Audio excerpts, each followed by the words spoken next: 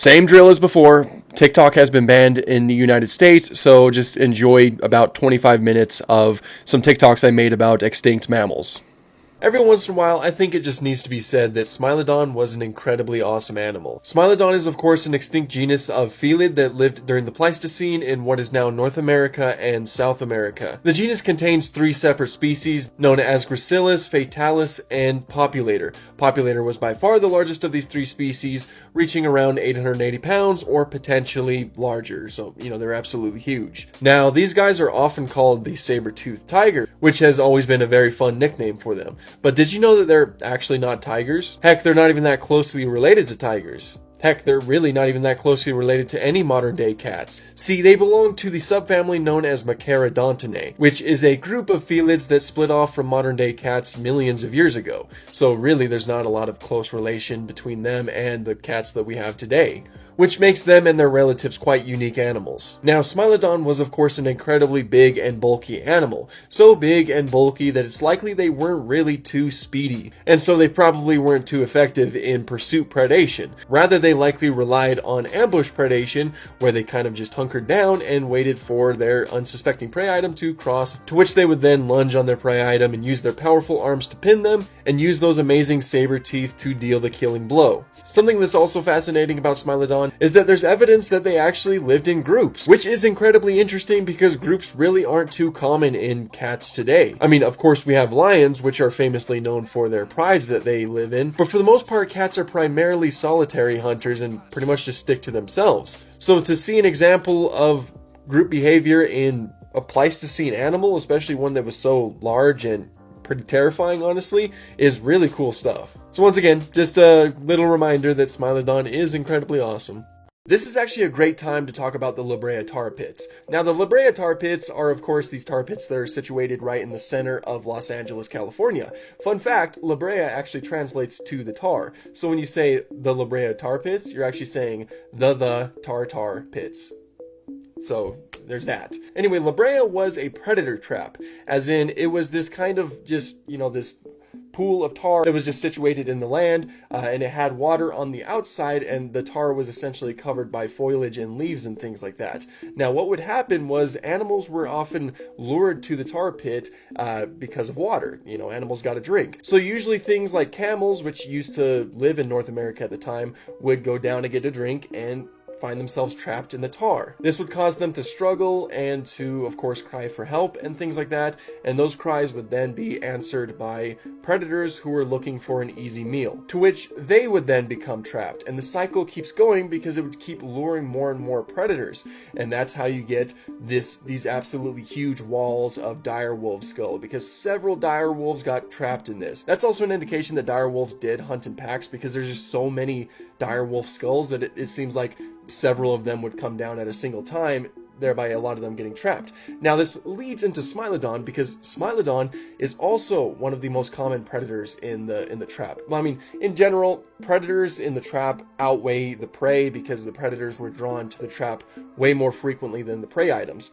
But Smilodon was one of the most common as well. And on top of that, there are some specimens of Smilodon in the trap that, as you mentioned, have some injuries that would have been a death sentence for the animal. However, these injuries got the chance to heal, which indicates that the animal was likely cared for. And this leans into the idea that Smilodon was also a group animal. I mean, this coupled with the fact that there's just a lot of Smilodon specimens anyway, indicating that groups came down and all got trapped at once, which built the number up quite a bit, similar to that of the dire wolves. But this coupled with those injuries that were found on some specimens really offers a lot. And this is why La Brea is incredibly important for our understanding of the Pleistocene California area, because it offers a lot of insight about so many different animals, because just so many were unfortunate enough to get trapped in the tar. So yeah, that's a brief little summary about La Brea. I desperately want to go. It's always been at the top of my bucket list.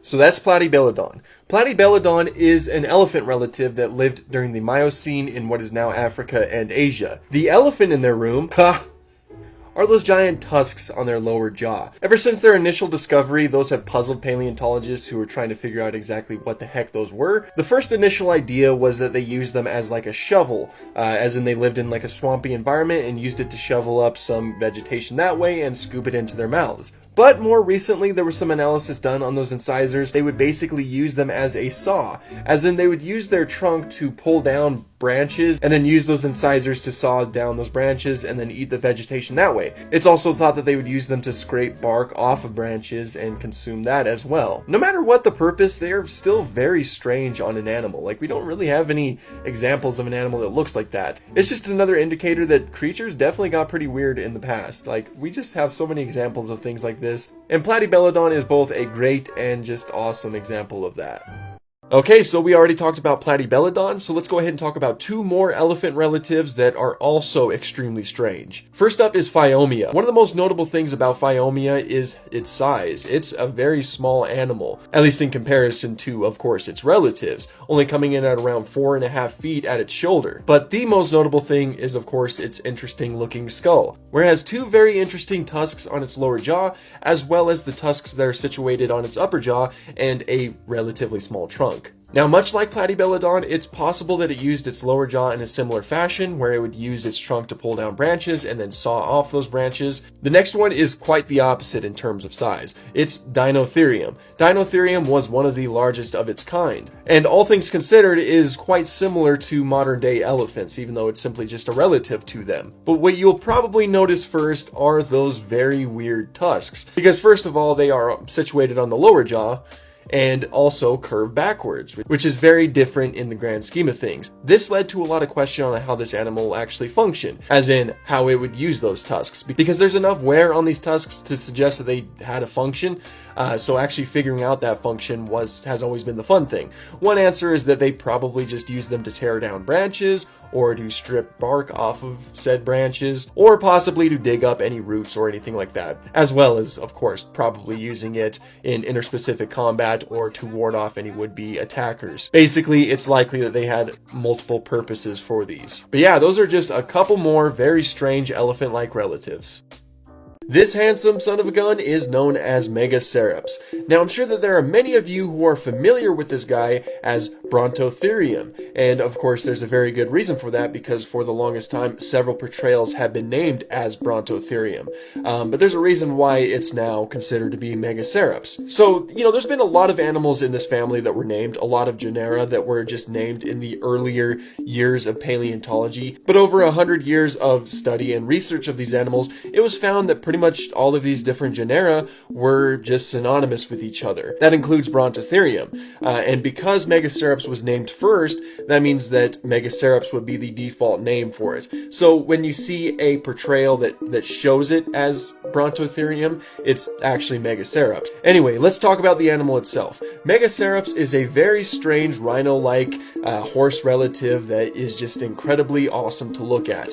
They are situated with absolutely huge skeletons, as well as tall neural spines that served as perfect muscle attachment sites to help support those massive heads of theirs. Speaking of those heads, you'll notice those very awesome horn-like structures situated on their noses. Now, these are actually something that seem to be present on the young Megacerops, as well as males and females. So it's just something that just shows up on every individual throughout all of the species. Though they do appear to be smaller on the females, so these factors seem to indicate that they were certainly partially used as a display structure for members of the same species, but there is some indication that they possibly did use them for interspecific combat, such as the fact that there is a Megacerops that was found with healed ribs, damage that seemed to have been caused by another Megacerops. So it seems that they possibly did use them for combat between each other as well. But they are certainly truly amazing animals. Have you ever wondered what kind of sloth Sid is?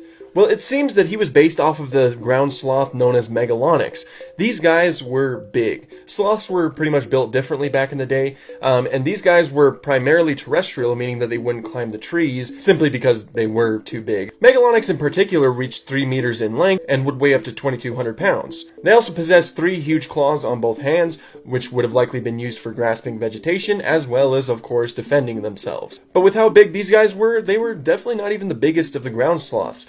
May I introduce Megacerops. Megacerops was one of the largest of the ground sloths, reaching a huge size that is a lot more comparable to that of modern-day Asian elephants. They were so big that there's a proposed idea that they weren't even covered in fur, because fur would likely overheat the poor animal. They also had huge claws on both hands, which were likely used in a similar fashion to that of Megalonyx, where it would use it to help eat its food, as well as to defend itself against any would-be attackers. And those would absolutely mess you up, because Megacerops had an incredibly robust skeleton and was likely very powerful in life. So yeah, I would say that Sid is definitely one of the cooler members of the herd. North America used to have lions. This is Panthera atrox, or the American lion, or the American cave lion. Got 3 names for these guys. They reigned during the Pleistocene and went extinct as recently as 13,000 years ago. Like many other carnivores in this particular area, the American lion was a victim of La Brea, the massive tar pit situated in Los Angeles, California. Around 80 individuals were found in this trap, so we have way more than enough skeletal material to gauge a good idea of what they were like in life. And cave art helps significantly with that too. Skeletally, they were very similar to modern-day African lions, though they were, of course, larger, and they also had far more robust skeletons, being way more comparable to modern-day brown bears. But it seems, much like modern-day lions, there were differences between males and females, in both size and possibly appearance. Now, North America during the Pleistocene was definitely very different compared to now, with all kinds of very strange and incredible creatures, and I think the cave lion is just a perfect example of that. And then once you factor in all the megafauna, you just have a very interesting grouping of ecosystem that used to be, you know, the standard back in the Pleistocene. It's just a very fascinating time. Now, I know exactly what you're thinking. What on earth is this thing? That is known as a Chalicotherium. Chalicotherium belongs to a family of animals that are just incredibly strange and just unique with their overall anatomy. Their anatomy is so strange that it had puzzled everybody when they were first discovered. When they were found, it was thought there was 2 different animals discovered. It was thought that there was a horse skull, because of course the skull looks very similar to many different types of horses. And it was thought that there was a body found of a type of giant anteater, mainly due to those huge arms and claws. It wasn't until much later that it was found that this all belonged to the same very strange animal. Now, Chalicotherium was an odd-toed ungulate that lived during the Miocene period. They were quadrupedal animals walking on their forelimbs as well as their back, but their forelimbs, of course, they would curl those claws up and just walk on their knuckles, similar to, you know, giant anteaters and things like that. They were very well adapted for a type of browsing lifestyle. What they would likely do is kind of sit down and just kind of use their huge claws and arms to pull down branches to make it easier to consume all of those tasty leaves. They also lack any front teeth on their front jaw, so this seems likely that they had a type of prehensile tongue similar to that of giraffes. So these guys were very well suited for eating from the trees, essentially. In terms of extinct animals, they are certainly one of the strangest, but by extension are also one of the most fascinating. Bear dog, bear dog, bear dog. This is Amphicyon, a genus of mammal that belongs to the Amphicyonid family, animals that were pretty common across North America, Eurasia, and Africa during the Miocene. There were multiple species of Amphicyon ranging in different sizes, with the largest being comparable to the size of polar bears, making them among the largest carnivorans to ever live. The closest modern relatives of these guys are bears and dogs. Because of that, they possess traits that are reminiscent of bears and dogs. Like the longer snout, something that is present on both of those animals, a long tail, not unlike the ones found on dogs, and a larger body with feet flat on the ground, much more like bears. These traits led to these animals' very famous and intriguing nickname of bear dogs. They were, of course, predatory animals and were likely pretty terrifying, with teeth that were great for both tearing flesh and crunching bone, though whichever was prioritized would likely vary depending on which species you were looking at. It also seems likely that they were at least partially pursuit predators, chasing down their chosen prey, pinning them with their arms, and finishing the job with their teeth. They were definitely among the most fascinating creatures of the carnivora order. Do you know about the US president who was absolutely obsessed with the American mastodon? That was Thomas Jefferson. Thomas Jefferson was just obsessed with prehistoric creatures in general. He had a lot of fossils in his own little personal collection. In fact, he's the one who described the giant ground sloth known as Megalonyx. That's why its species name is Jeffersoni. That's just crazy. That's just crazy. But what's really important is that he didn't actually think that they were extinct. Him and many others at the time did not believe that a species could simply just disappear. So what he believed was that they were finding recent bones of these animals, and they simply just had yet to be found out there in the wild, specifically out in the American West. He believed that they were still out there, and again, they just had to find them. So when the Louisiana Purchase eventually happened, and Lewis and Clark were, tasked to go on their very famous expedition, he personally got with them and gave them the personal mission to keep an eye out for such creatures. Keep an eye out for giant sloths, or keep an eye out for the American mastodon, the North American elephant, as they so believed. So of course, Lewis and Clark did keep an eye out for such animals, but as we all know, they came back empty-handed and they found no evidence of such animals existing. That's just a little fun fact that I wanted to talk about real quick. This is the Siberian unicorn, or as it's officially known, the Elasmotherium.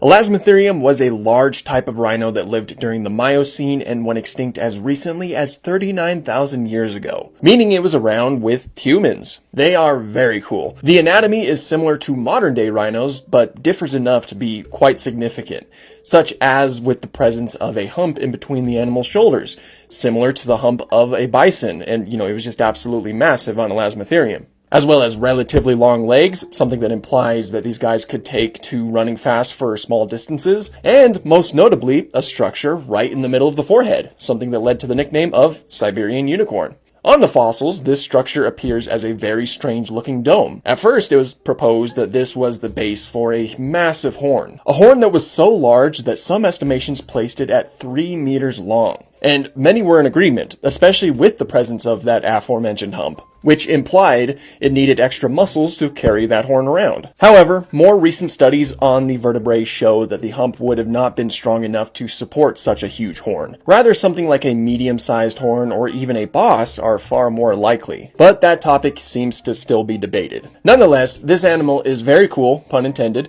So cool, it even made a cameo in The Mandalorian. That's just iconic. It's called the Mudhorn in The Mandalorian, by the way. I feel like it definitely took some inspiration from Elasmotherium. Just look at that. Okay, so we have some awesome paleo news right now. There has been a brand new paper published about this amazing discovery right here. This is a mummy of a long extinct species of saber-tooth cat known as Homotherium latidens. It was a kitten, unfortunately. It's estimated that it was about 3 weeks old when it unfortunately passed on, and it lived about 35,000 years ago in what is now Russia. And just look how preserved this is. This looks like this animal was simply just here in the modern day. It's incredibly well preserved. Now, Homotherium is a genus of cat that, it's a saber-tooth cat, of course. The lineage of cats that make up the saber-tooth cats are now extinct, so we don't have a lot of good ideas about their overall basic appearance, because we don't really have any analogs for them today. Of course, we do have cats today, we just don't have the specific lineage that saber-tooth cats were on. So a discovery like this does offer a lot of really good insight about saber-tooth cats as a whole, more specifically Homotherium, and more specifically the species that lived in Russia, or that general area. But yeah, you can see basically everything here. You can see most of the details of the animal's face. You can see the proportions of its ears, of the covering of skin on its mouth, and the nose, and the proportion of its longer arms, and just how thick its neck is too, which is of course something that is very common for an animal that lived in a colder environment. Unfortunately, the animal is too young for those famous saber teeth to start growing in, so it does lack those.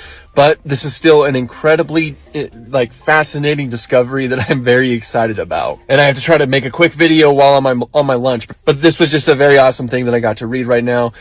So yeah, let me know what you guys think. Of course, there is a lot of tragedy and sadness to it, because this was simply just a kitten, but it still offers a lot of insight about these type of animals. This is the marsupial lion, the Thylacoleo.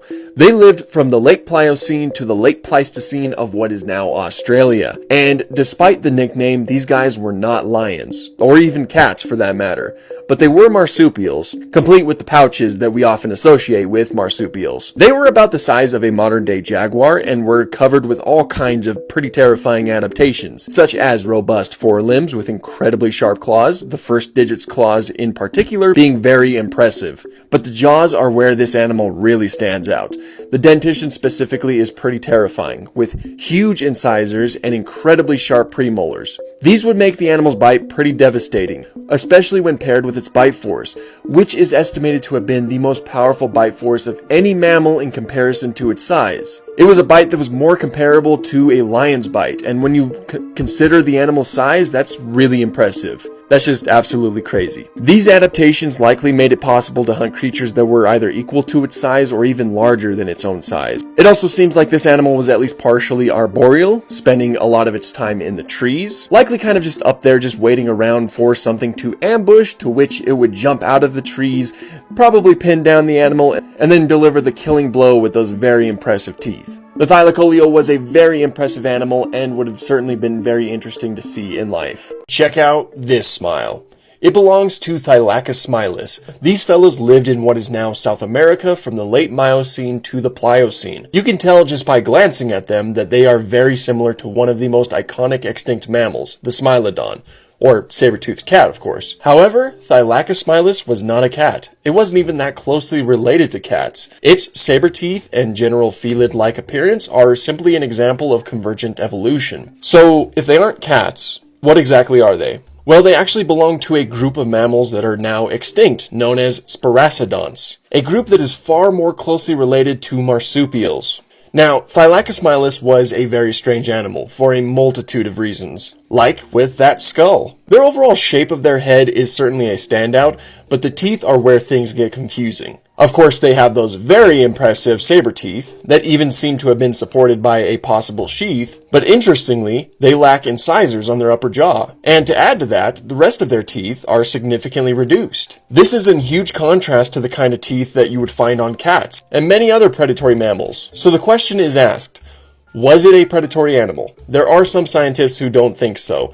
Rather, they think it may have been a scavenger. The evidence that points to this includes a relatively weak bite force, eyes positioned more to the side of the head rather than the front, and the lack of incisors, something that would make tearing into flesh pretty difficult overall. The idea is that they would find a carcass and simply use their massive fangs to tear it open, and notably, only prioritize eating the soft organs, because of the rest of their teeth being reduced or non-existent. Of course, that is a topic that is still debated, and there are still many who are in agreement that Thylacosmilus would hunt its own food. Regardless of what it was, it is no doubt a very fascinating animal. This awesome animal is known as Megaloceros. Megaloceros is an extinct deer that lived in the Pleistocene and the Holocene of what is now Eurasia. They were these absolutely massive deer that had huge antlers that had a span of about 3 meters. They also have the nickname of the Irish elk. Some of you might know them from that nickname. However, they are not elk. It seems that their closest modern relatives are the fallow deer. Despite their amazing antlers, they of course had a typical deer appearance about them. It seems that they had a hump situated in between their shoulders, and of course this overall brown coloration with some black. It seems that they're closely related to other massive species of extinct deer, like the very strange Cynomegaloceros. Like, I'm telling you, deer used to have some very crazy antlers going on. Deer today have some pretty crazy antlers going on. Like, when you really think about it, antlers are just really interesting structures. And throughout history, those structures have taken many different shapes and forms, and they've just come up with some very interesting looking things. Of course, Megaloceros has been announced for Prehistoric Kingdom, so I just had to talk about it. It kind of feels like it's on brand for the month of December, of course, the holiday season. So yeah, I just had to talk about Megaloceros a little bit because the model in Prehistoric Kingdom looks absolutely amazing. So I'm very excited for that. This impressive mammal is known as Hyaenodon. Hyaenodon is a mammal that lived from the early Eocene all the way until the early Miocene. It's a mammal that is identified from several different species and was seemingly just an overall force to be reckoned with. Despite the name of Hyaenodon, these guys are not hyenas, or even really that closely related to them. They belong to an extinct order of mammal known as Hyaenodonta. One that diverged from the lineage that saw the rise of hyenas quite a while ago. But they were no less terrifying. Of course, with there being many different species, they kind of varied in sizes. But one of the largest was Hyaenodon gigas, which was about as long as a polar bear, but not quite as heavy. Still, it possessed a lot of very interesting traits, like of course a kind of canine-like build with a kind of bobblehead. Like it had a really huge head, but of course it did have specialized vertebrae that helped support the muscles that, held up that head. But on that head there was a mouth, and in that mouth there were a lot of very terrifying teeth that were just razor sharp and were capable of crushing bone, perfect for a predatory lifestyle. All around, I feel like these would have been really terrifying animals to see. Even if we had like some of the smaller species that were just kind of hanging around, I don't think I would really want to come across it. It's just a very fascinating and terrifying animal. Did saber-toothed cats have lips covering their famous saber teeth? Now, the answer to this question kind of depends on what type of saber-toothed cat you're talking about. Take, for example, the most famous type of saber-toothed cat, Smilodon, most likely did not have lips covering them. And there's a few different reasons as to why that is, but one of the biggest is because those teeth were simply too long. At around 6 inches long, the oral tissue likely would have gotten in the way of those teeth, so really it wouldn't have been too beneficial for the animal to have them, especially because it was so reliant on them for hunting. But if we're talking about another type of saber-toothed cat, known as Homotherium, well, that one most likely did have lips covering them. For one, its fangs are about half the size of Smilodon's, and analysis of the lower jaw revealed that it likely had extra space for that extra oral tissue that would, basically sheath the teeth as it closed its mouth. So, all around, Homotherium likely looked like this, while Smilodon likely looked like this. Just many different reasons as to why these extinct cats are so fascinating.